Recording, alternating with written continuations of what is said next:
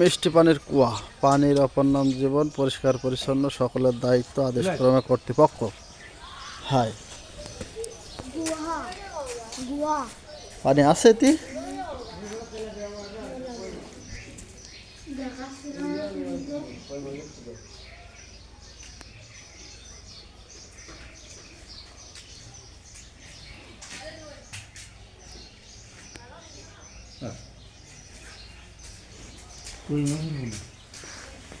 তো বন্ধুরা, এটা একটা পরিত্যক্ত হয়ে গেছে। হয়তো এক সময় এটা সচল ছিল, যে সময় নাম ছিল। তো কুয়াকাটার বিশেষ আকর্ষণ হচ্ছে এখানে বৌদ্ধ বিহার মন্দির, তারপরে বিহার রাজ্য মানে কী বলে ওটা তাঁতি শিল্প, আর এই মিষ্টি পানির কুয়া, লাল ক্যাখড়াচর, আর ছোটো ম্যানগ্রোভ মানে ছোটো মিনি সুন্দরবন। এই মূলত এটা সব কিছুই পাশাপাশি। আপনি আসবেন যখন দূরের থেকে দেখতে মনে হবে বাবা কি জানি কি কোনটা কত দূর। সো ইজ নাথিং, মানে কি বলে, রাইটারদের ভাষায় যদি আপনি চালিত হন তাহলে প্রতারিত হবেন, এবং আবার পাশাপাশি ওদের ভাষায় যদি আপনি প্রচালিত হন তাহলে অনেক কিছুই দেখতে পাবেন। সেটা হচ্ছে এখানে কি আর্থিক লেনদেন, যেটা বিনিময়যোগ্য আর কি, যেটা বলে মানে ওরার যেটাই আপনার ফিক্সড করবে ওটাই যদি আপনি রাজি থাকেন তো ওরা আপনাকে আসল জিনিসগুলোই নিয়ে যাবে প্লাস দেখাবে। আর যদি ওদের সাথে আপনি চুক্তিবদ্ধই আসেন, যেরকম আমাদের বলছিল 625 টাকা লাগবে, আমরা বলিলাম যে 500 টাকা দেব। সো সে লোক খুশি হয়ে আমাদের আসল জায়গায় এনেছে, আসল জায়গা দেখাচ্ছে।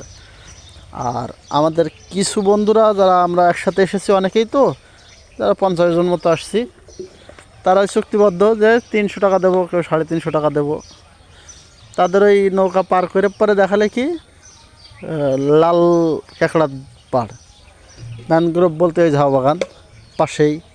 তারপরে খাবার হোটেল, যেখানে ছোট ছোট বাচ্চারা খাবার পরিবেশন করে, আপনার 60 টাকা প্লেট, খিচুড়ি ভুনা আর ওই ইলিশ মাছ ভাজি, সাথে ওই শুটকি মাছের ভর্তা, প্লাস ওই যে আপনার কি বলে বেগুন ভাজি, মানে 3 পদের ভাজি আর 1 পদের আছে খিচুড়ি, দিয়ে আপনার 60 টাকা দাম।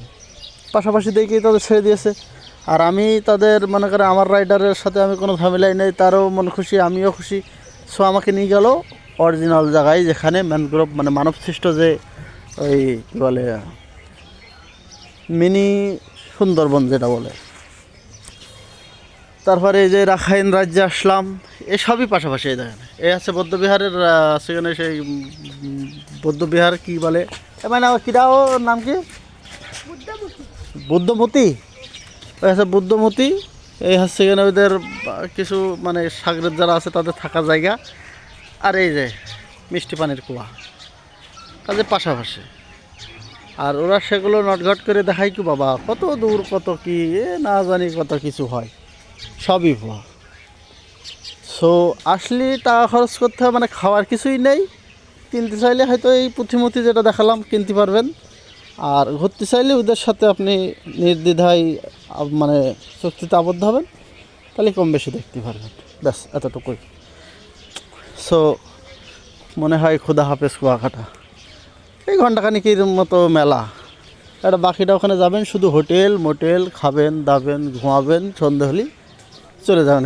কারণ আইসেন জার্নি করে দেরি কী বলে কালকেরে উঠেছেন 9টার সময়, আবার যদি উঠে পরে জার্নি করি তাহলে শরীর ক্লান্ত হয়ে যাবে। এই জন্য তো ওই যদি ফোনে চার্জ থাকে তো দেখাবো। তো সে পর্যন্ত ভালো থাকেন, ধন্যবাদ। এই যে এখানে 10 টাকা দিয়ে ঢুকেছি। এই হচ্ছে এখানে বৌদ্ধ মন্দির, ওই হচ্ছে পানির কুয়া, এই হচ্ছে রাজ্য, মানে এক পলকে দুনিয়াদারি সব কিছু। ধন্যবাদ। হ্যাঁ।